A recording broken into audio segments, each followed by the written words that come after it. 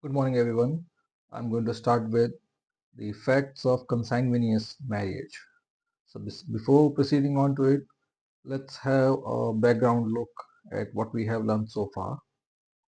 So, consanguinity is the marriage between blood relatives, and marriage are there for procreation, means to produce children.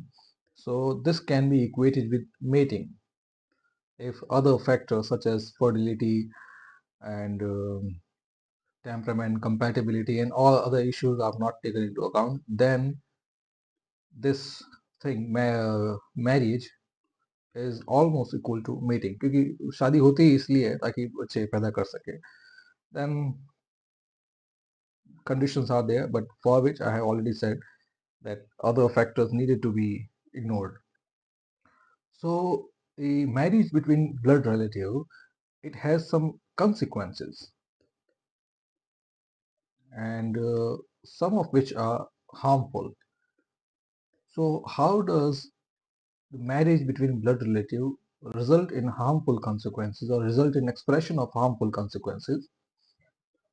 So the primary thing, the basic core thing is related to evolutionary biology.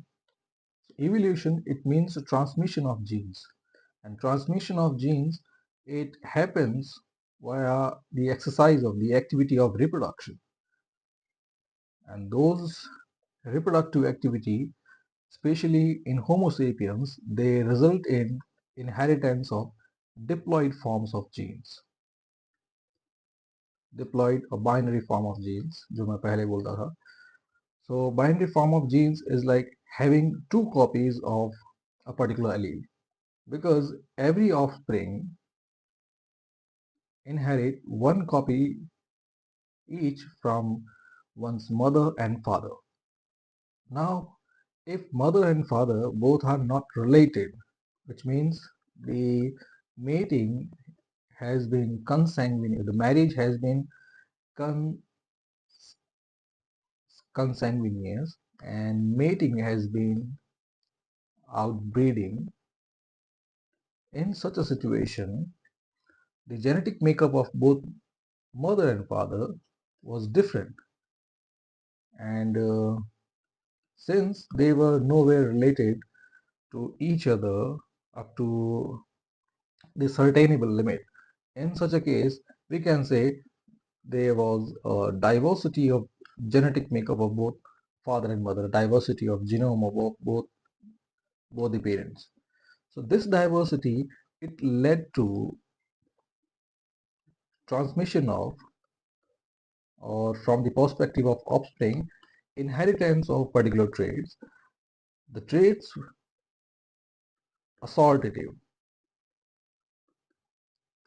or random assortment, you can say, the Mendelian law of random assortment, by which the meiosis, that's the inheritance of gametes, it result in random assortment of genes, and it happens that such random assortment, it led to production of better genes. But better gene is has a certain condition, which is that the stock from which the genes are being pulled, they should also have certain better genes. So that's why the whole selection thing is there down the line, because your parents, they also inherited genes from their parents, and in such a case, out of the gene pool of your grandparents available on both sides, paternal and maternal side, their better genes were inherited by your parents. But one caveat was also there, but that they inherited all that there was available. In short, grandfather, yeah, grandparents on maternal side, let's talk about your mother. So your maternal grandparents, उनका जो भी stock, उनका जो भी genome था, gene pool था, वो आपकी मदर को उसमें से ही मिला होगा, उसमें से ही इनहेरिटेड है. So this is certain limitation.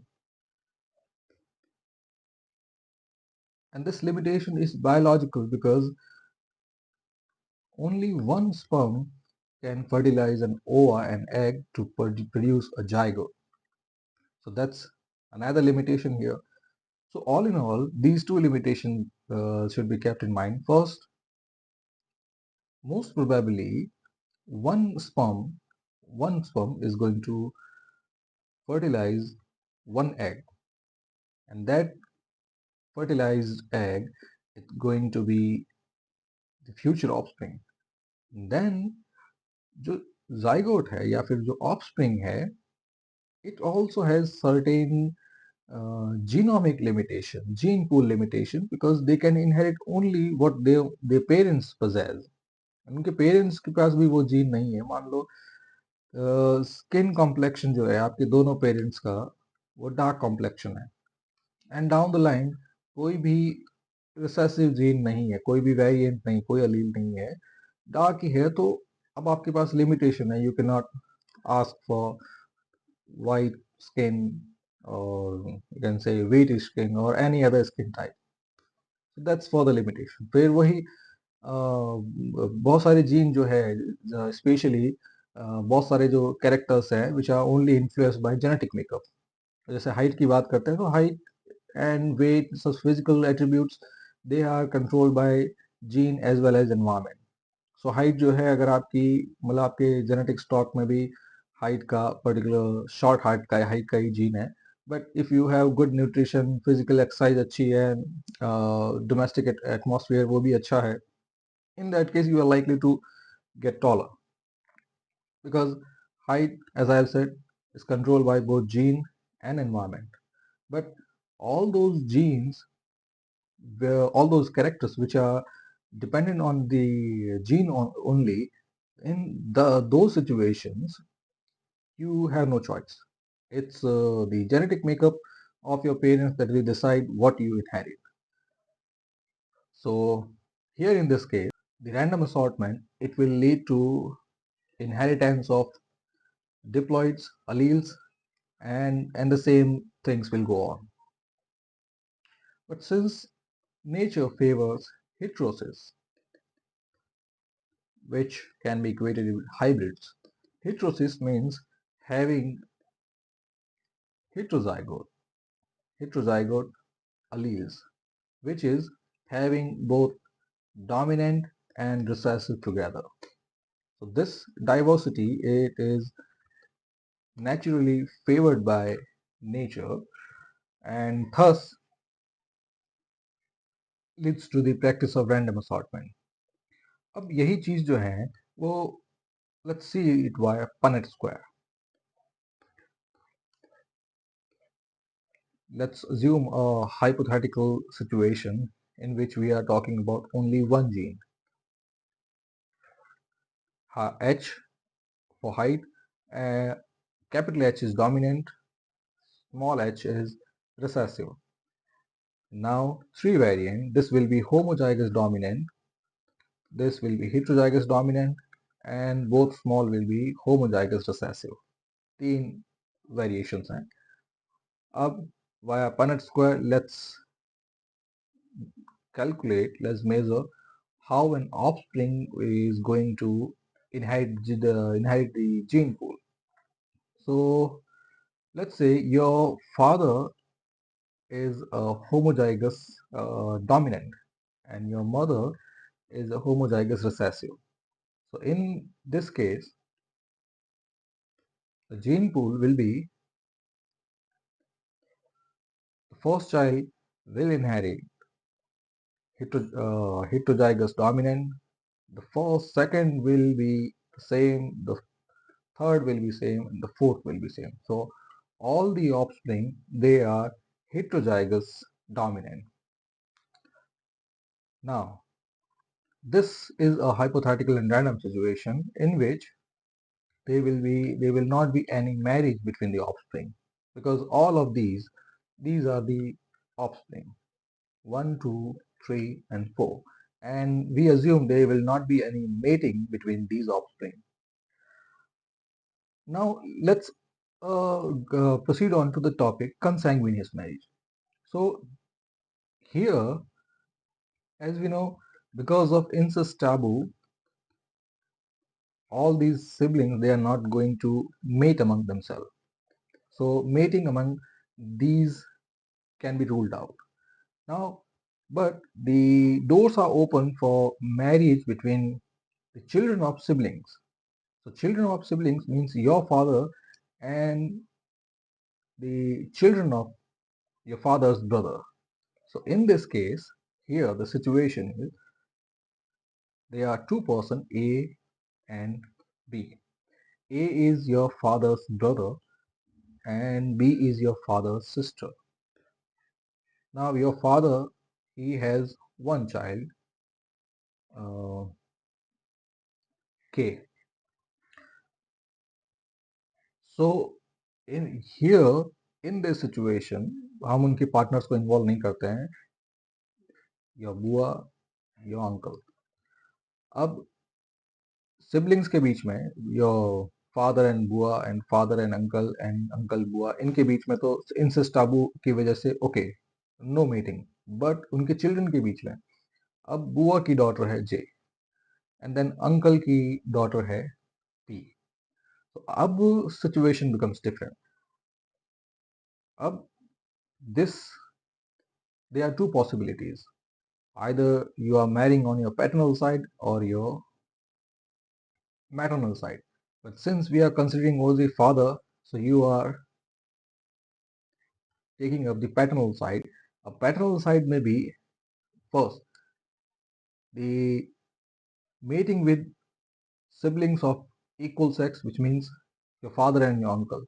अब यहाँ पे अंकल की बेटी एंड यू, यहाँ पे जो मेटिंग होगी या मैरिज होगी, it will be parallel cousin marriage. And if it is between the children of siblings of opposite sex, which means between your father and your paternal aunt. So in this case, your marriage between the daughter of your paternal aunt, this will be a case of cross cousin. ठीक है, ये type तो आपको पहले बता दिए. Now issue is, वापस let's have a look at Punnett square. अब ये जो जेनेटिक मेकअप है, ये सब हेटेरोजाइगस ले लेते हैं. तो let's suppose these are your grandparents, M and F, your grandparents, and these four children are your father and your uncle and aunt from the paternal side. So this one is your paternal uncle, this one is your paternal aunt, and this one again is your paternal uncle. तो ये पूरी family होगी, all are siblings. अब gene pool आप देख सकते हैं. Your father same heterozygous dominant, your paternal aunt again heterozygous dominant, your paternal uncle again heterozygous dominant. ये तीन सिचुएशंस हो गई. अब let's take up a situation of cross cousins, because parallel cousin is almost taboo in most of the culture. So cross cousin is prevalent. In this cross cousin marriage, there is marriage between father and paternal aunt, the children of father and paternal aunt. So children of father, that is you, ego, and daughter or son of paternal aunt. Let's say it's you. So this union, the cross cousin union, अब genetic stock की बात करते हैं. यहाँ पे heterozygous dominant, यहाँ भी heterozygous dominant.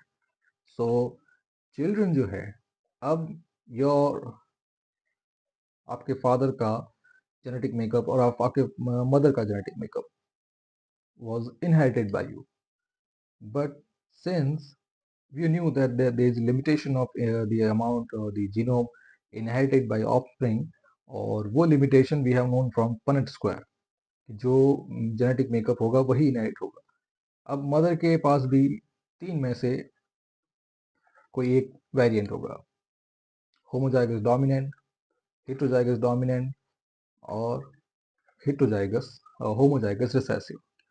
In the same case जो हैं आपके the husband of paternal aunt फूफा जी उनका देखें तो उनके पास भी यही तीन variety heterozygous homozygous dominant, heterozygous dominant, homozygous recessive.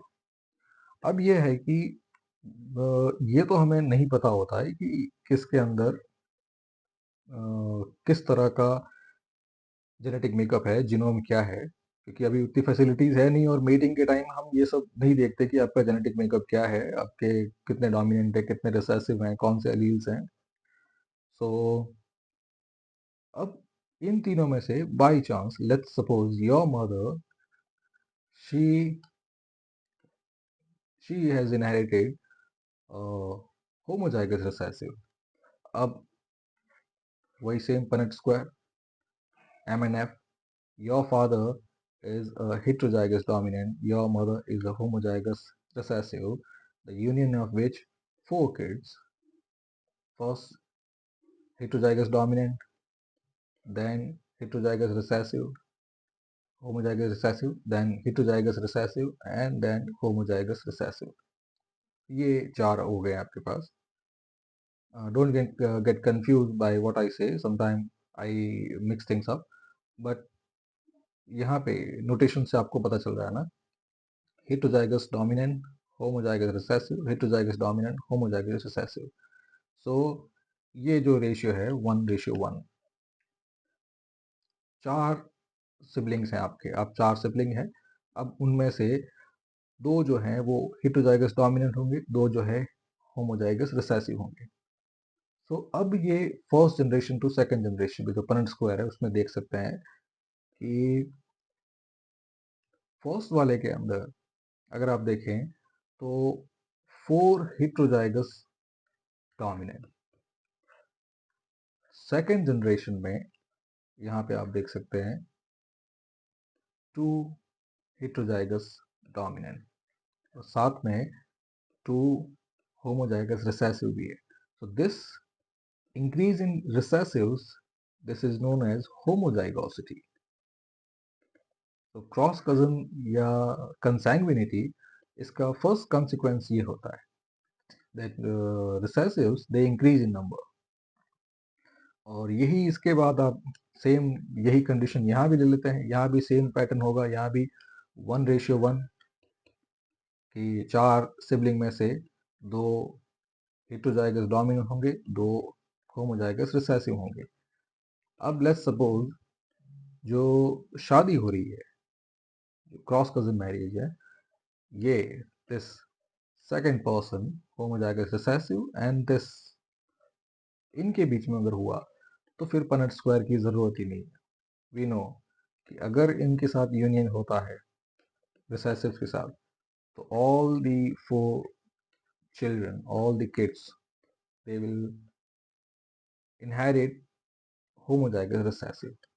So अब आप देख सकते हैं कि धीरे धीरे the gradual increase in homozygotes, it is known as homozygosity, and this is a harmful consequence because the first answer will be, nature selects the better. If nature selects the dominant, it means recessives are not good. ये तो simple सा है that recessives are generally avoided, and with time nature it try to delete also the recessives. Now let's come back to the chapter. So main effect of genetic consequence of inbreeding is an increase in the proportion of homozygotes. And one more thing, when I say consanguineous marriage, so consanguineous is a marriage type, whereas inbreeding is a mating type. And I say it again, whenever we talk about mating, yani the production of children, then we should use this term, this notation. But if you think, if you keep other factors constant, like fertility issue, the marriage restrictions, the compatibility issue, the individual preferences, all बाकी सब अगर करते हैं कि जिससे there is a no instance of mating, then फिर हम सीधे mating की बात कर सकते हैं. But otherwise, whenever we talk about mating and consanguineous in interchangeable term, both of them they are talking about reproduction. So inbreeding it increases the proportion of homozygotes. वो कैसे हैं वो आपको समझा दिया. Next come inbreeding depression. Inbreeding depression, it is usually inbreeding it causes deterioration and outbreeding is improvement in most of the character.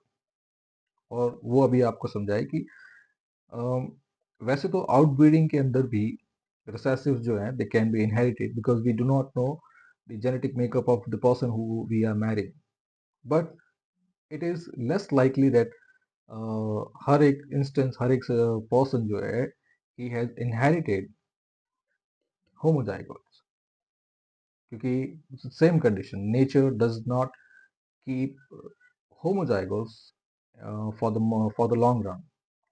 It usually deletes them, and you can say outbreeding is a mechanism by which we can improve the character, we can retain most of the heterozygotes.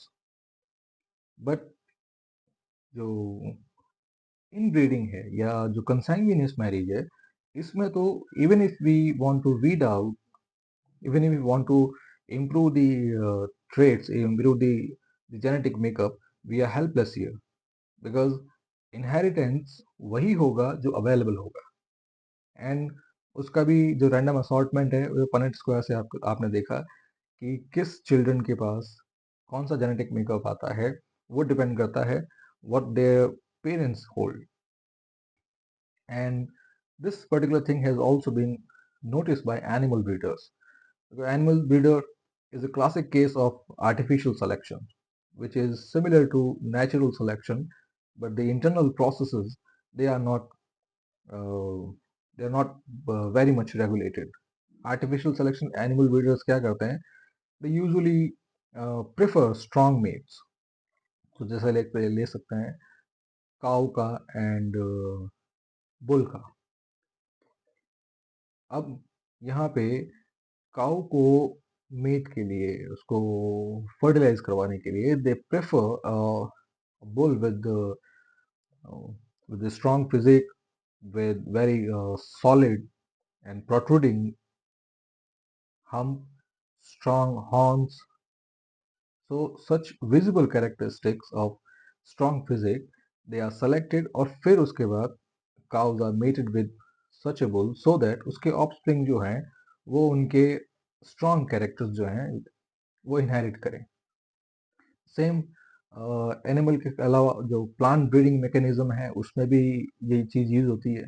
जो Mendel का जो experiment था with garden pea plants, तो उसमें भी यही artificial selection thing ही थी. So animal breeder they notice that inbreeding it leads to deterioration in important qualities.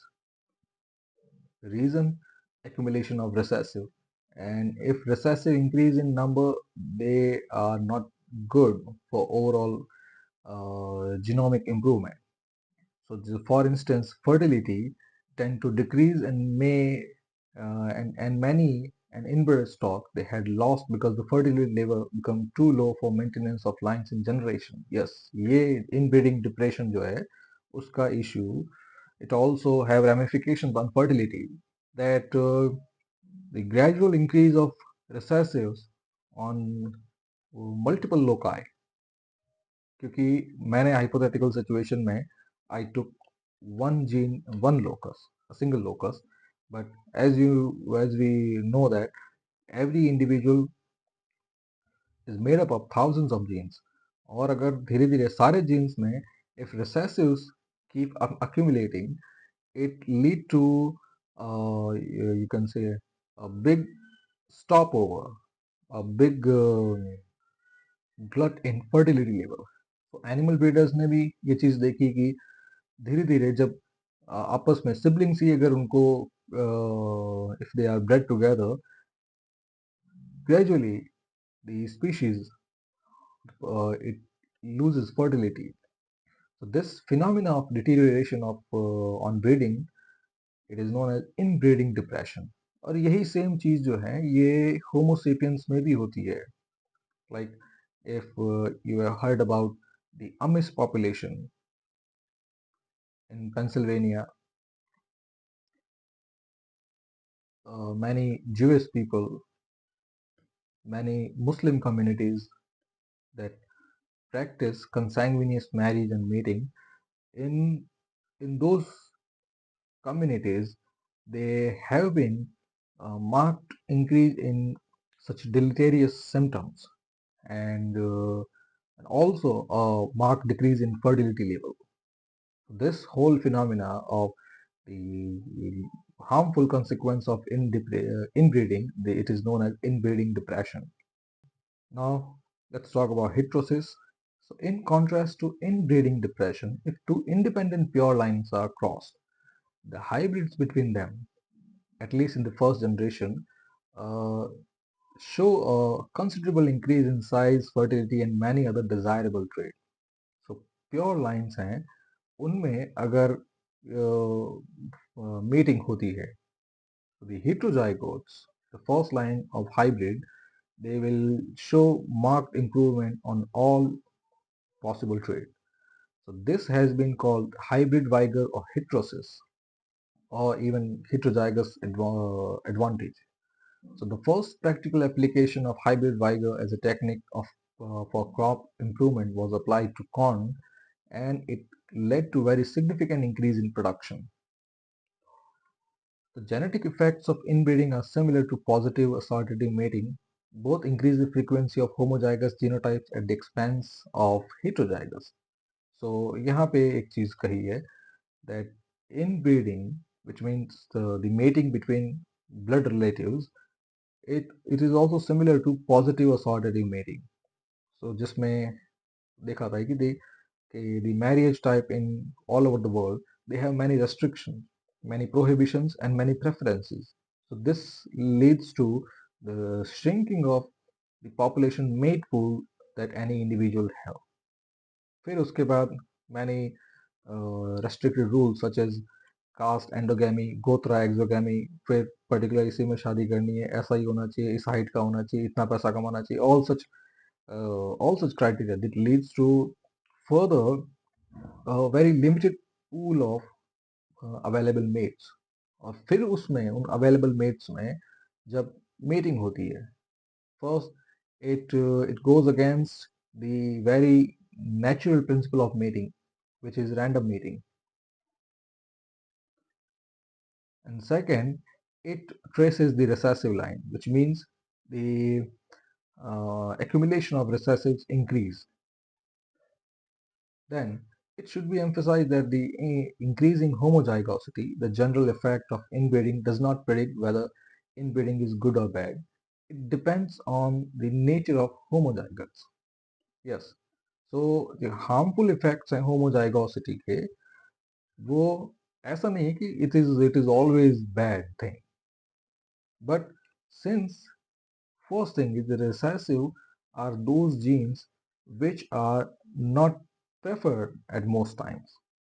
So एक ये proposition भी है that if nature itself is not preferring recessives over dominant or recessive homozygotes over heterozygotes, then there must be some issue with recessive homozygosity.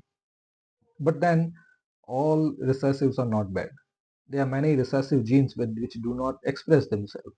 So as long as they do not express themselves, we do not know or we do not care if they are good or bad. For example, आपके अंदर कोई एक ऐसा gene हो गया, let's say just a made up name, APXF1 gene. Since this gene is not expressing itself, even if it is a recessive one, you have inherited a recessive homozygous recessive copy from both your parents, but this gene is no longer functional because our DNA also holds a very long chain of junk DNA. And there is also a long section of DNA that does not code for any gene, that is known as non-coding DNA. So in both the cases, when we look at junk DNA and non-coding DNA, so we know there is some section of DNA that codes for gene and does not express itself, because we know the impact or effect of any particular gene only if it expresses itself. So if homozygotes, if they're not expressing it, it isn't about whether they are good or bad. But there are some genes which are in the recessive form, they are lethal. Let's say the example of sickle cell anemia, और उसमें हम जानते हैं कि the variants, the heterozygote for sickle cell in which one recessive sickle trait is there, but the dominant will be expressed, and the person who inherits such heterozygotes will be normal. But a person who inherit both the recessives,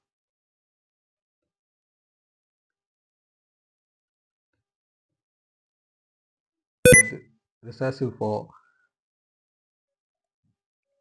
sickle shape, then this person will die of hemolysis, which means anemia, blood loss. तो यहाँ पे आप देख सकते हैं कि homozygosity is not good. Then there is a considerable evidence that homozygous recessive, albinism, alkaptonuria, and lethals are encountered with greater frequency in consanguineous marriage than marriage of unrelated persons. तो UPSC perspective से first ये तो आपको याद रखना ही है for balance perspective. Then ये भी याद रखना है कि there are many homozygous recessive, especially those who are expressed. And those expressed, एक आपको sickle cell बता दिया, then albinism and alkaptonuria, ये जो है ये they are lethals, which means they generally die in the person who inherit the homozygous. And such situation, the inheritance of lethal homozygous recessives, it happens frequently in consanguineous marriage than the instance of outbreeding. So if people are unrelated, then such a situation will not be there, because same thing, heterosis. If person are different, there will not be accumulation of recessives, and those person will not suffer from such. And even if they inherit one copy of such recessive gene, ultimately the heterozygous advantage will make them appear normal and live a normal life. The studies in Japan where inbreeding is greater have shown increased rates of infant mortality and congenital abnormalities. So ये एक और consequence है दोनों का, inbreeding का, homozygous recessives का, consanguineous marriage, तीनों interchangeable terms, that greater frequency of inbreeding, it leads to infant mortality, infertility, and then congenital abnormalities. Congenital abnormalities mean that fetus, the unborn child, it inherits such lethal disease, or in other words, fetus will inherit abnormal physical traits, और वो depend करता है कि which recessive one is suffering from. Then studies in France, Sweden, United States, and Japan have shown increased frequency of certain physical disease and mental disorder among children of first cousin matings. So ये भी एक है जो चीज़ आप लिख सकते हैं. And in many studies it has been found that many mental disorders and congenital abnormalities, infant mortalities, infertilities, physical disease, they increase amongst the consanguineous, the instances of consanguineous marriage or inbreeding. So ये भी important है. So this is it. In the next topic, we will proceed with genetic load. Thank you very much.